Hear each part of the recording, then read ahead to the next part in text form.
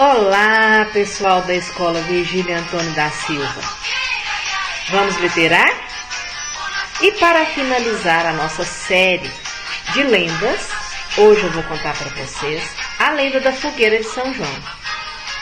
Há muito tempo atrás, existiam duas amigas, Maria e Isabel.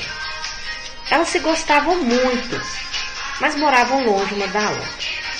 Um belo dia, Isabel foi visitar Maria com uma surpresa. Ela trazia em seu ventre um filho. Maria ficou muito feliz, mas ao mesmo tempo ficou triste, porque ela pensou assim: como eu vou fazer para estar junto com a minha amiga no dia do nascimento do filho dela? Aí Isabel teve uma ideia.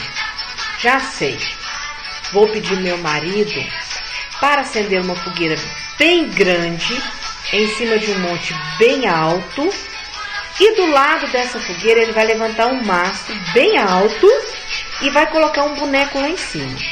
O dia que você, Maria, olhar para o lado da minha casa e ver o sinal da fogueira, pode ir que eu estou ganhando meu filho. E assim Isabel fez. Um belo dia Maria está lá, quando ela olhou para o lado da casa da Isabel, ela viu fumaça e labaredas.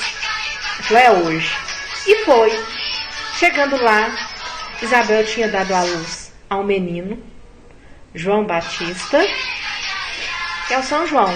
E a partir desse dia, no dia 24 de junho, se comemora o dia de São João e se acendem fogueiras, levantam mastro em comemoração ao dia de São João Batista. Um beijo no coração de cada um e até a próxima.